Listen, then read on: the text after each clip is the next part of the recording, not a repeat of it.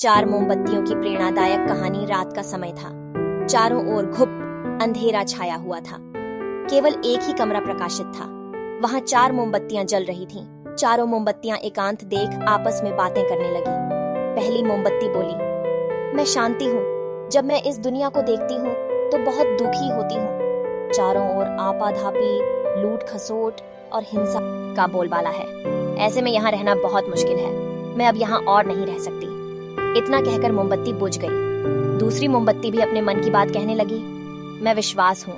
मुझे लगता है कि झूठ, धोखा, फरेब, बेईमानी मेरा वजूद खत्म करते जा रहे हैं। ये जगह अब मेरे लायक नहीं रही। मैं भी जा रही हूँ। इतना कहकर दूसरी मोमबत्ती भी बुझ गई। तीसरी मोमबत्ती भी दुखी थी। वह बोली, मैं प्रेम हूँ। मैं हर किसी के लिए हर पल जल सकती हूँ, लेकिन अब किसी के पास मेरे लिए वक्त नहीं बचा। स्वार्थ और नफरत का भाव मेरा स्थान लेता जा रहा है। लोगों के मन में अपनों के प्रति भी प्रेम भावना नहीं बची। अब ये सहना मेरे बस की बात नहीं। मेरे लिए जाना ही ठीक होगा। कहकर तीसरी मोमबत्ती भी बुझ गई। तीसरी बत्ती बुझी ही थी कि कमरे में एक बालक ने प्रवेश किया। मोमबत्तियों को बुझा हुआ देख उसे बहुत दुहक हुआ।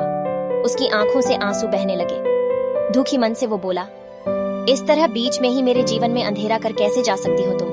तुम्हें तो अंत तक पूरा जलना था, लेकिन तुमने मेरा साथ छोड़ा दिया। अब मैं क्या करूंगा? बालक की बात सुन चौथी मोमबत्ती बोली, घबराओ नहीं बालक, मैं आशा हूँ और मैं तुम्हारे साथ हूँ। जब तक मैं जल रही हूँ तुम मेरी लौ से दूसरी मोमबत्तियों को जला सकते हो। चौथी मोमबत्ती की बात सुनकर बालक का ढाढ़स बंध गया। उसने आशा के साथ शांति, विश्वास और प्रेम को पुनः प्रकाशित कर लिया। इस कहानी से हमें यह सीख मिलती है कि जीवन में समय एक सा नहीं रहता।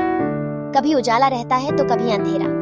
जब जीवन में अंधकार आए, मन अशांत हो जाए, विश्वास डगमगाने लगे और दुनिया पराई लगने लगे, तब आशा का दीपक जला लेना। जब तक आशा का दीपक जलता रहेगा, जीवन में कभी अंधेरा नहीं हो सकता। आशा के बल पर जीवन में सब कुछ पाया जा सकता है। इसलिए आशा का साथ कभी ना छोड़े।